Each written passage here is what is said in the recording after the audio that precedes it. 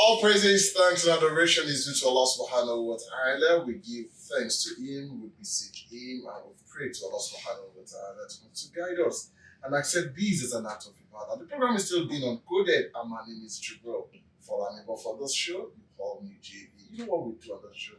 He's one part of friend. I want to sincerely appreciate all those beautiful comments that we'll be reading and all those feedbacks, mashallah. May Allah continue to guide us and make us understand the thing better. I am not alone on the show. Yes, I have my bosom brother in the house. I call him Abu Hanifa. I'm not changed. It's still Abu Hanifa. JB. Sir. How you dey? A day, a full ground. A day can't pay. Like somebody will say. Can also call me Kosim Fumilayo. We welcome you to this episode 2 edition of Deenuncoded of Ummu Abdullah session. We had an episode 1, and we promised you that we are going to have an episode 2, and this is the episode 2 of Ummu Abdullah's story. Of course, it's a full package because we have the full team still on board. Bogzi Mama. Assalamu alaikum. Wa alaikum salam wa rahmatullahi wa barakatuh. Alhamdulillah rabbil alameen. I would just get started in a way that it will be comfortable and comforting for everyone. I think the first thing to put out there is, beyond it being a talk show, beyond it being a podcast, we hope and intend that those that have walked in Abdullah's shoes or are working in her shoes currently are experiencing exactly what she's experiencing. They can take notes, take lessons, and we can learn together and grow together. I think that's beyond anything else that the show is doing. That's what we really hope to achieve. So that speaks to the reason for this, show itself, that it's about inferences, things we can learn from our experience. Yes. May Allah subhanahu wa ta'ala. I think you just summarize it, it's learning from experience. Yes. And like my grandfather would say, one year child not an easy child. That look coy. I know no one is above learning. Yes, nobody is. The best learning you do is learning from others' experience. You don't have to go through the same hole. You don't have to enter, excuse my Spanish, the same shit hole that somebody else went into. Yeah, I just agree with you, and that's the fact that and Kini Sam no so far. And I've been so celebrate in God she Musulumi. A Muslim is not caught in the same hole twice. So you must learn from the first mistake and adjust. So Ummu Abdullah, you're welcome to the show. Assalamu alaikum wa barakatuh. Wa alaikum assalam wa rahmatullahi wa barakatuh. Nice having you on the show. Yeah, I must personally commend your strength and the gift of you to us. It's a gift. Why are you saying personal? It's a gift because, subhanAllah, melo in your name. I am not saying. Why am I personally thanking Yes.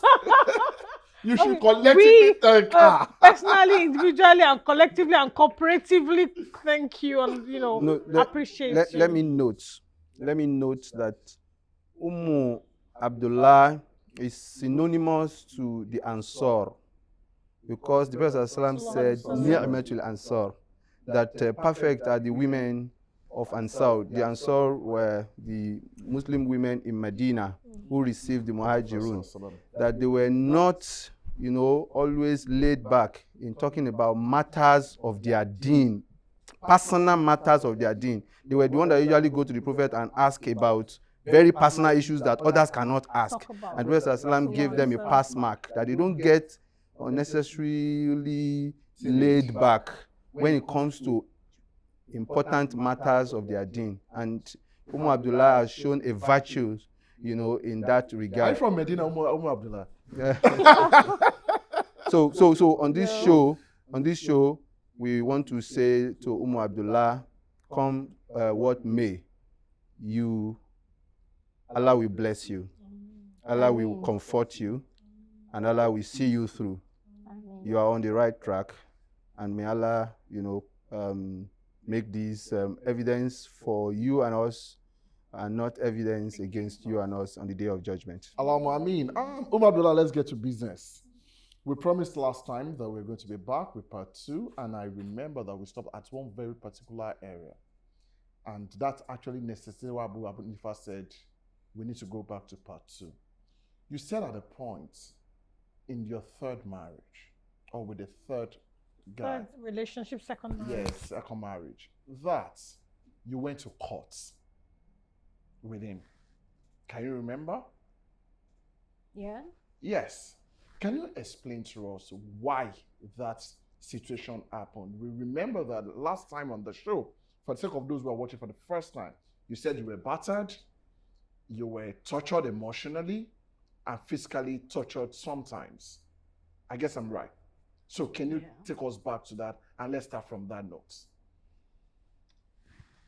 Yeah. It's a whole lot. I really don't know where exactly to start. Start from the very beginning. Very beginning. Okay, like I said, I just met this person.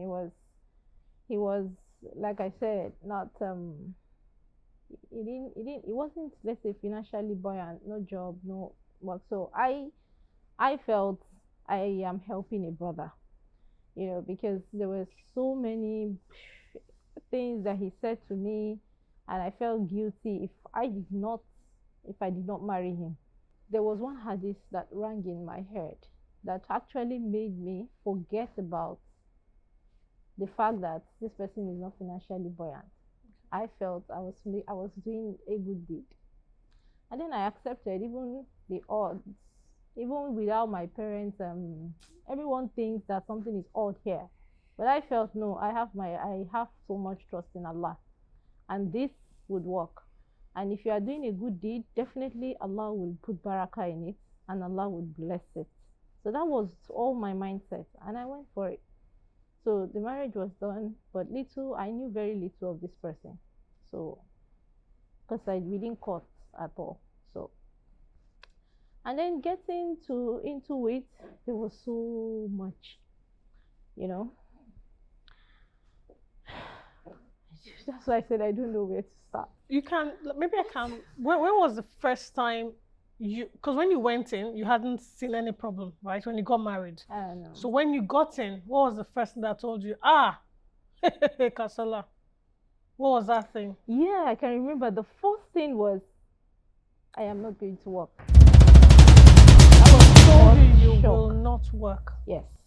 Yeah, if your husband says don't work, don't move with these friends, don't move with that friend, it's fine, right? You should obey him. But there's something odd here. There's something off here. If you're asking me not to work, it means you should provide for me, right? Yes. 100%.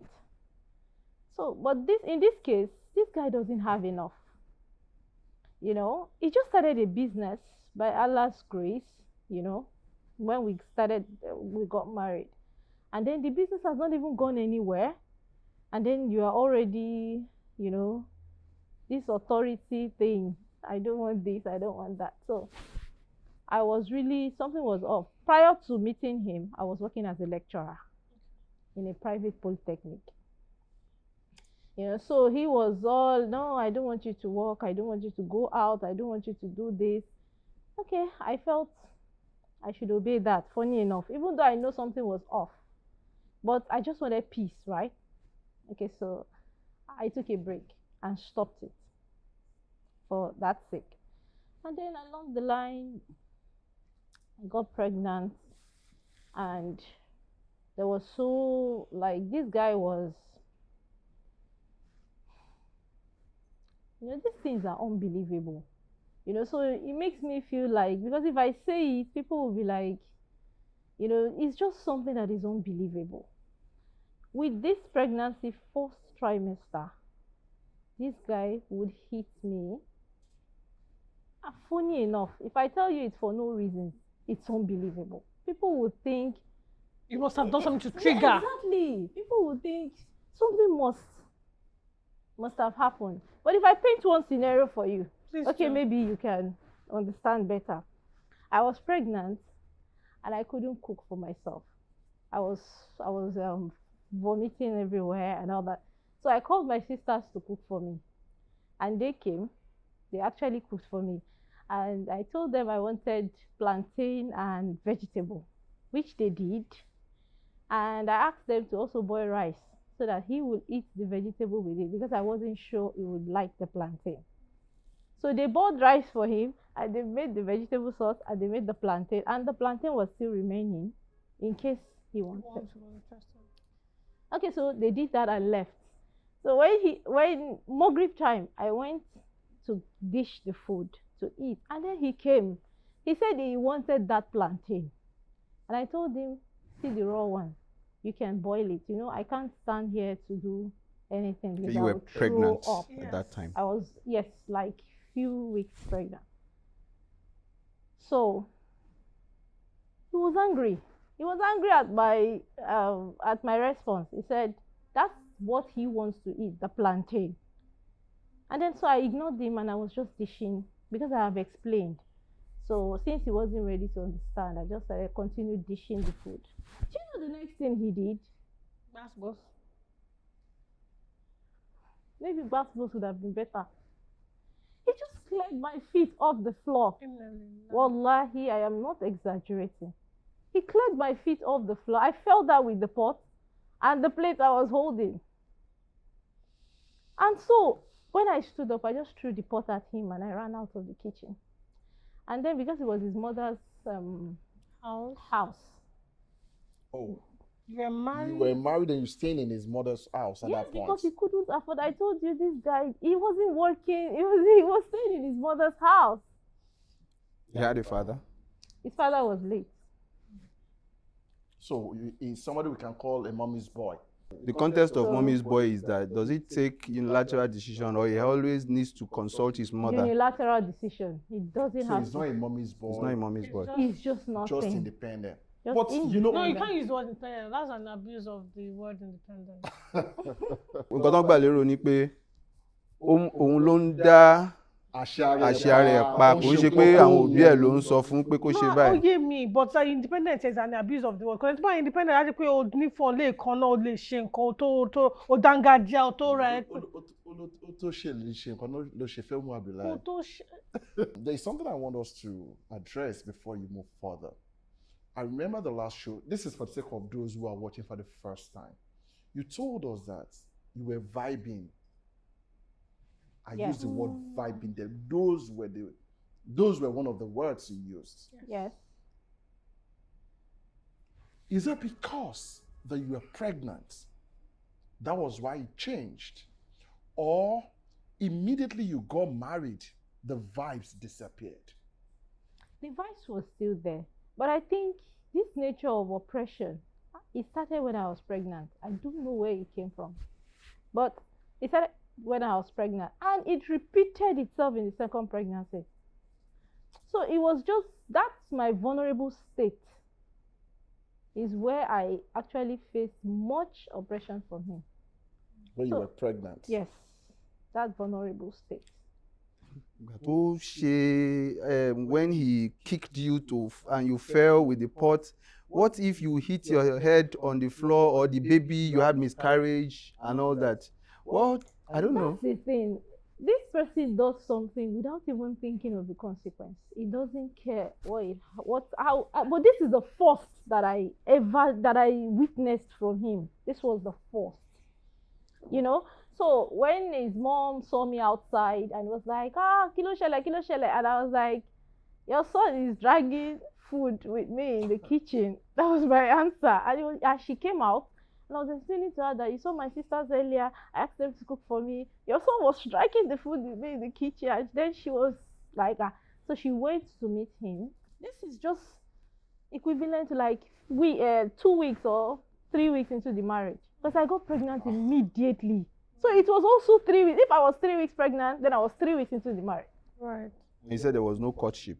No, there was no. I met him, like we married a month after we met. After talking, once you Yes. spoke and you Yeah. vibed, it just went straight for So the we marriage. felt, yeah. So I didn't know that he doesn't listen to his mom or the mom is helpless. Innocently I followed the mom into the kitchen and this guy just pounced on me. He was beating No, wait, me. in the presence of the Of mom. his mom, yes. He was hitting me. I didn't know what to do. He wouldn't allow me to go out because he was just locking the hijab I was wearing and all that. And then when I saw the mother was exhausted, the mother couldn't even hold in. The mother was old, sorry. So I just broke a bottle. I broke the bottle, but I was giving him my back because I had to protect my pregnancy. So he was on my back. I broke the bottle, but I didn't have the chance to even turn to do anything. But the way he kept, I was holding the bottle, but the way he kept, hitting me, dragging me here and there. The mother was also somewhere in front of me, admonishing him behind from thought to leave me alone. The bottle then ended up injuring the both of us. And then that was when that was just when he left me. You broke the bottle to defend yourself. Yes, but I did not, it's not like he was in front of me, I stabbed him or something. I was injured in the process. I was injured this injury in the process because I was holding the bottle in this hand. And into the hand, he was going to hold me somewhere around there. So that hand, which is going to be something around this, is hand. Ummu Abdullah, I just want to wrap my head around something, and it's very important. You were vibing. You got married. You got pregnant. Was there a point where your husband ever said to you that it's not yet time to have babies? No, nothing like that. First meeting, I was pregnant from there. So there was nothing like, we didn't have any chance. Even when I became sick during the pregnancy, I didn't know what was happening. The first time I noticed the sickness and all that, because that was going to be my first. So I didn't know what happened, and I said I wanted to visit the hospital. So it was like, no, don't go. He said no, that he has a doctor friend. Let him call his doctor friend. I think that was the beginning. And this is just like, let's say 2 weeks into the marriage, And he called the friend, but the friend was so busy. Maybe if that person is actually a doctor, he'll be in the hospital, right? So the person did not pick the call. And I waited and waited. Prior to that day, 3 days I've been bedridden. I didn't come out. On that third day, I decided I want to go to the hospital because I didn't know what was wrong with me, and he said no. So I waited for him. He called his friend from early morning to 1 p.m. in the afternoon. The friend did not pick. I told him I am going to go. So I left the house. And when I got to the hospital, I knew it was pregnancy. The doctor said I should call him so that he can counsel us. I said, no, you call him. So the doctor called him and he said he was not going to come. Whereas he was at home, but he said he was busy, he wouldn't come. So I finished, I sorted myself and I left. I was getting home. He said I should go back to my father's house for disobeying him. Wallahi. How many weeks into the marriage? Just maybe 2 or 3 weeks. The earlier part. He said, go back to your father's house. I told you not to go, and you disobeyed me. And I was like, but you're not using this authority right. I am sick. You cannot ask me not to go to the hospital. He said, well, I disobeyed him, so I should go back to my father's house. I stood outside for over an hour. Then I had to call his mom. That, please, can you talk to your son for me? The mom came. Open this door. He was talking, admonishing him from the window. For where? He was saying things that wasn't even touching me. Before he was able to open that door for me to come in. I think I was the first. Then the second was this one. Okay. So, and then after that night, I packed my things and left. That was the day you broke bottle that you injured one another. Yeah. I left. And that was how many weeks into the marriage? 2, 3 weeks. Let's say a month. A month into the marriage. The first incident happened like 2, 3 weeks. The second one happened like a month after into the marriage. Okay. So I left. The family came. There was a meeting. We spoke about it. They appealed to my parents that the mother practically said, I will take care of her. She will not do that again. And my mother was like, do you want to kill her? You know that she's pregnant. And he was like, don't worry. In fact, she's under my care now. The mom has shot. And they said they will talk to him, they will do this. Okay, so I went back. Did he come with his family when they came to? Yes. He came with them. Okay. Was there any father figure for him? Yeah, there was someone who actually stood as a father. That person was present too. Okay. Okay, so after that talks, I came back.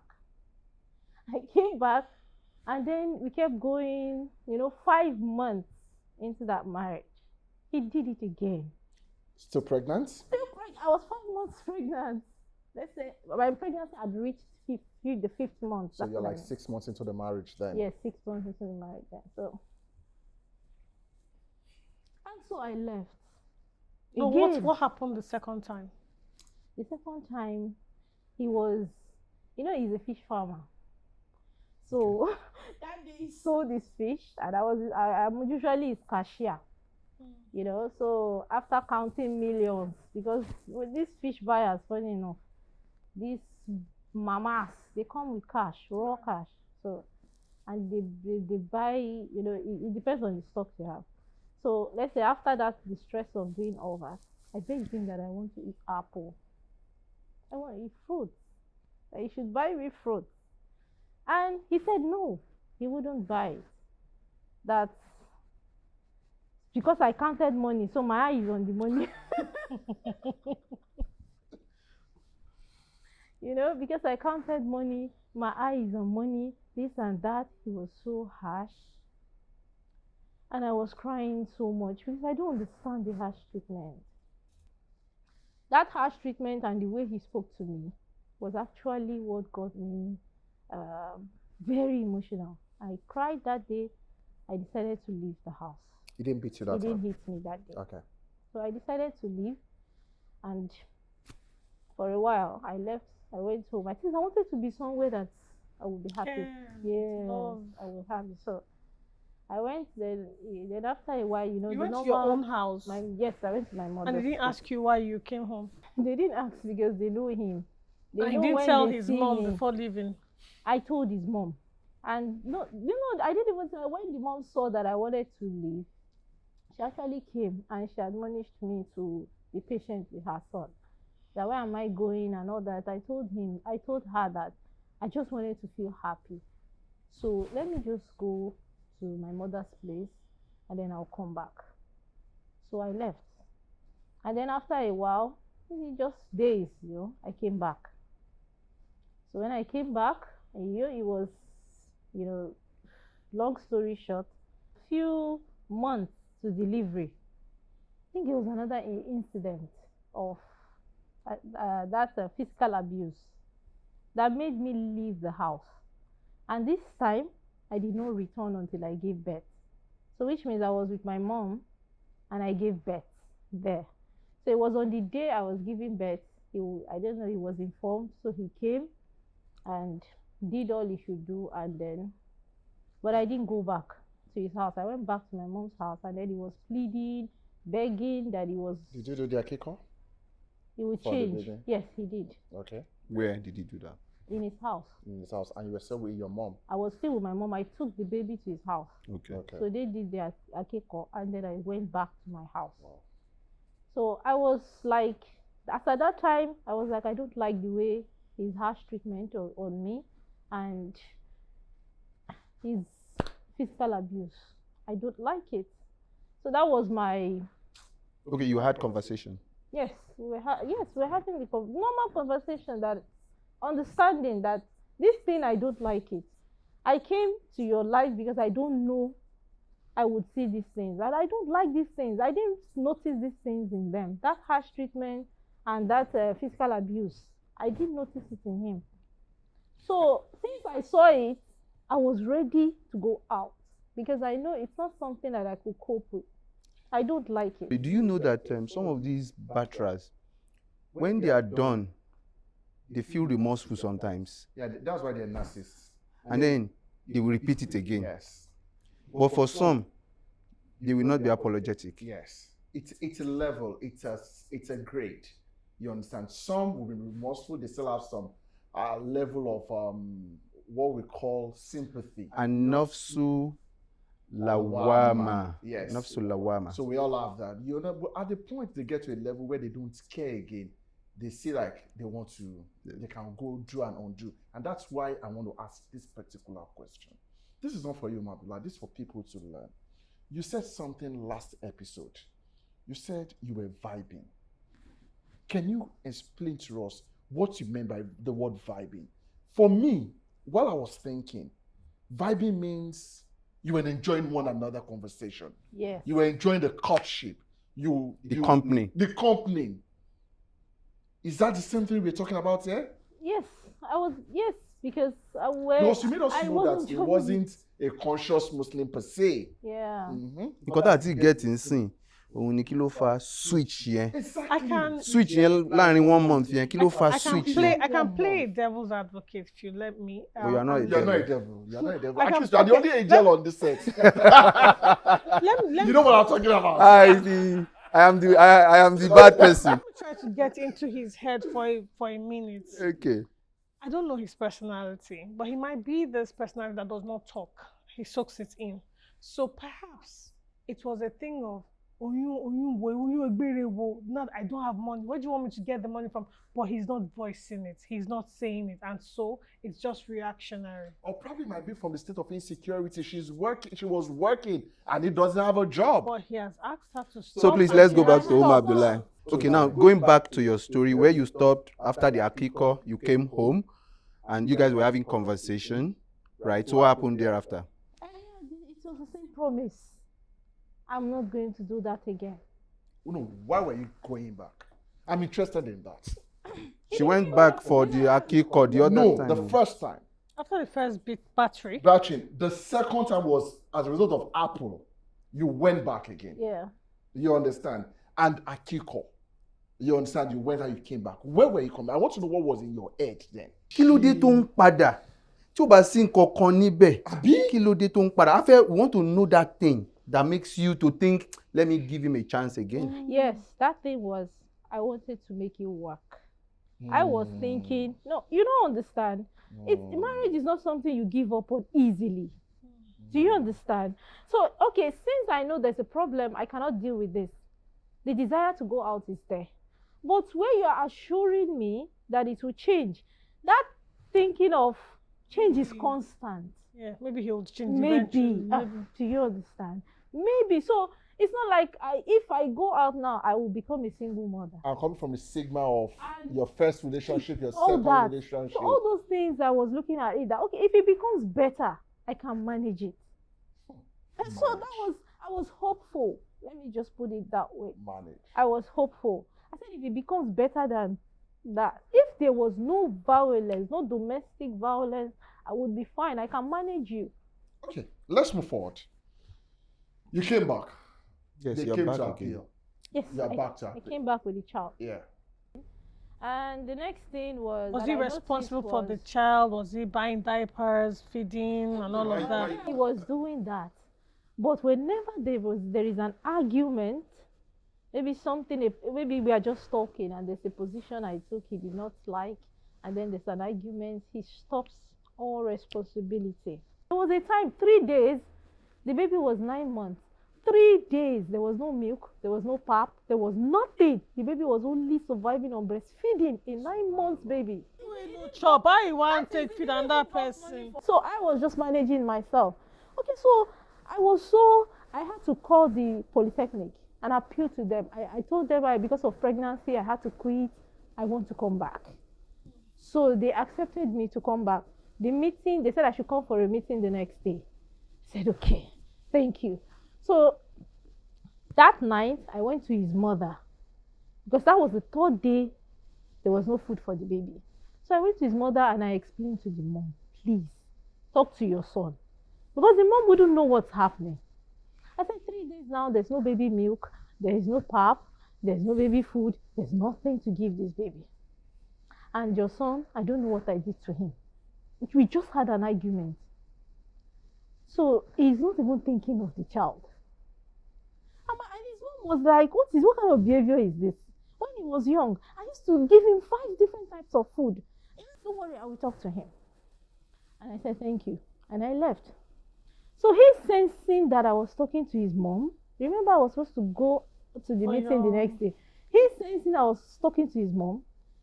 Immediately I came into the house. He was so furious. I remember his words. He said, I've warned you never to report me to anybody. And you went to report me to my mom. For this thing you did, I will make sure you ask Allah why he created you. Wallahi, these were his words. Simply because of that. I didn't even respond. So he went out of the house. Okay, I didn't say anything. The next day, I wanted to leave the baby for him because I want to go for my meeting alone. So I was preparing, bake the baby. I was baking the baby's. I used to buy golden one sachet, just do it for her. I would leave the baby with him. So I fed the baby. I baked the baby. I was clothing the baby, and then, children that are already crawling. This baby cream. I was using Ori mixed with olive oil, coconut oil, all those things mixed together. So I left the cream on the bed and I was searching for clothes to wear for the baby.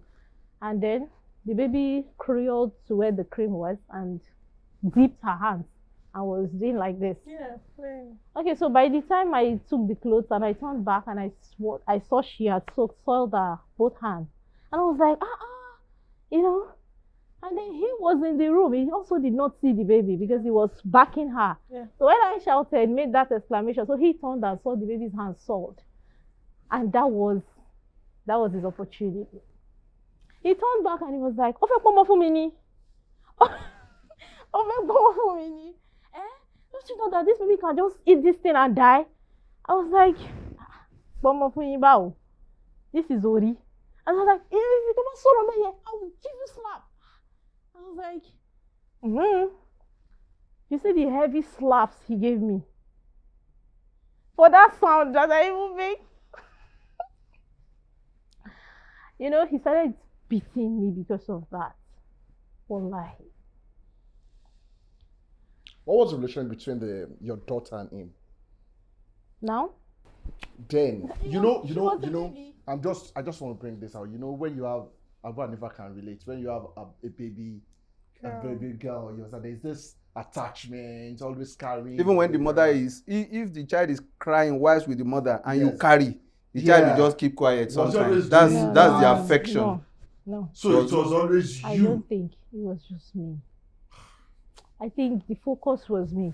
Let me continue my story. You understand why the focus was me? Well, so he hit me seriously that day to the extent that my both eyes, they were red because he was hitting my head, blowing my head, funny enough, on the bed. And your child witnessed this? The child was on the bed. I was lying on the child. The child was shouting. The child was crying. I purposely was lying on the child because I wanted the child to cry. Maybe the mother would hear. And I was also shouting, but the mother said she did not hear. So, after that And it was a flat, right? It was a flat, but it was two flats. The mother was in one. Okay. After that, after I finished, he walked out. After that episode, I packed my things. All of them. It would be wrong for me and insensitive to ask if you made it to the appointment, did you? I didn't. Of course. I didn't. Of course I did. That was For that day, I didn't. How old was your child at that? 9 months. She was 9 months. 9 months. 9 months. That's like 1 year, almost 2 years in the marriage. Almost.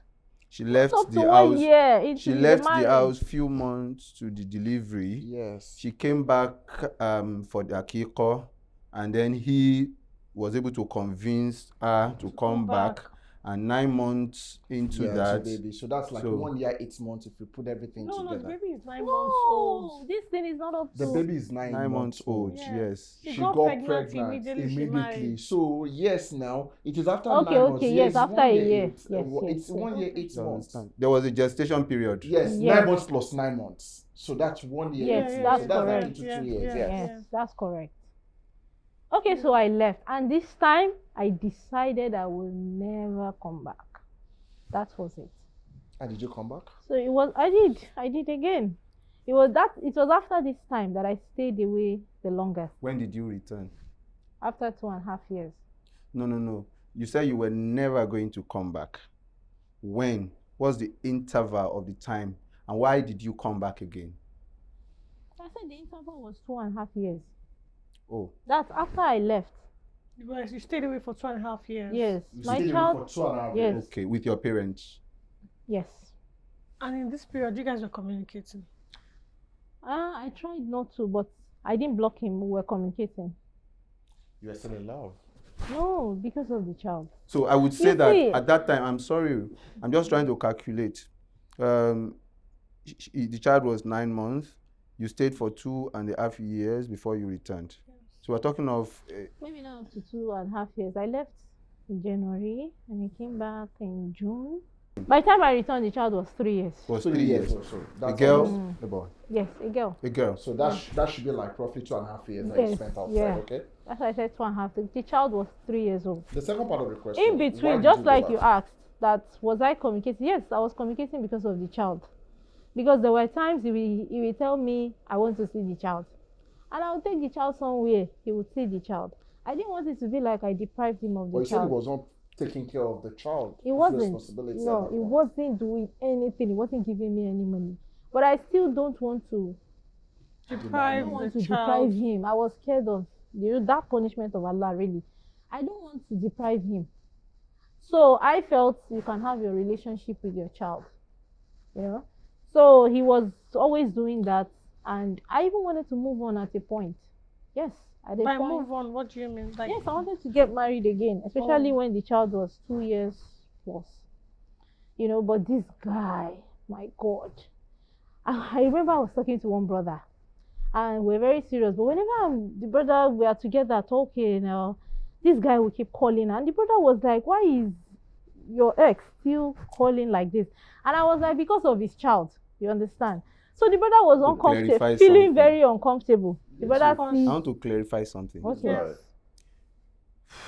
When you left the house, did you make it clear that it was over? Did you request for what we call khul'u, that I am done, divorce me? Or did he pronounce talak, that you are gone? No.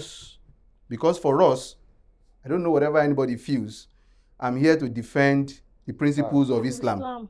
Yes. Because at the time you left the house, it was adjudged that you were unhappy, it was hajru, you left Just her. left. You were Yeah. especially, you could leave because you were being battered. Ordinarily, a woman leaves the house is a problem for us. But when you are being battered, it's not a problem because le it para was a matter of life and death. life and death. Absolutely. Right. So scholars permit that. Life must be protected. But then you are still married. You have not requested for khulu and you have not been divorced talak. So I just want to clarify if any of those happened before someone could be talking to you, because that means someone is talking to someone's wife. Yes. I bet not to be misunderstood. Someone is talking to someone's That's very wife. right. That's what it is. Yeah, That's what it is. You were still married to him, officially married to him. It wasn't, the marriage was Don't- never annulled or called off. Yeah. It Don't let wasn't. us mix something. It Don't let us wasn't. miss something here. There's something she said last episode, and I'm trying to. I don't want to forget that background. This guy doesn't understand Islam. He understands Islam, he doesn't practice it. I Ah. think that's the thing. Ṣé mo lè rí yẹn gbé sí ṣá? Ebi o ti ẹni bi desi kò dúró lórí làákàyè. If you understand Islam, you will practice Islam. Okay, so. So ara pé kò tí ì gbọ́yé But I náà ni. know he doesn't Ṣé Ṣé practice. you understand kò yé ni? Tó bá ti Very gbọ́yé wàá practice. mú lò. Wàá Okay. mú lò Kò tí ì kò gbọ́yé yé náà ni. ni. Boy, So mo ò fẹ́ ká dúró ká understand the background ibi tá a ti ń bọ̀, because ó ń ṣẹlẹ̀ dáadáa. You see people wọ́n làwọn fẹ́ra wọn, wọ́n làwọn fẹ́ra wọn lẹ̀, wọ́n á dẹ̀ tún kíra wọn mọ́lẹ̀ lọ́la. Again, Ummu Abdullah, we continue with this story. Again, I must raise this caveat that me, as far as I'm here seated, I am so remorseful, and I believe a lot of people are learning from this story. And I say I have 3 daughters, and I believe they are also going to learn from this.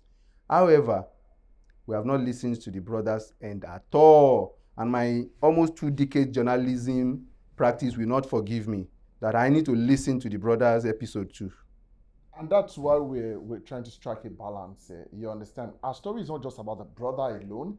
Our story started from the so-called scholar, the second guy, the copper, and this third one now. You understand? So, and we're clear about this. We're not judging anybody, but we are looking at it from what you are telling us. You understand? And for people not to get into that kind of situation. Because the first thing you said that we cannot rule out, number one is not a conscious Muslim. Number two is you married a stranger. Yeah.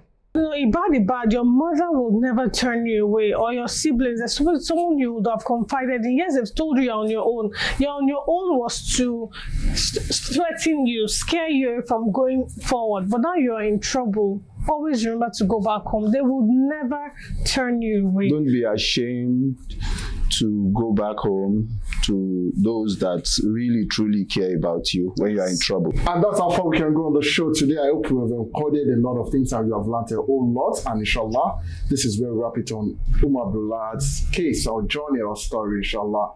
This might not be the end of it because some things might still come up from what we're seeing, but we want to say that it is important that Muslims, we must act as Muslims. My name is Jibril Falam. You call me JD on the show.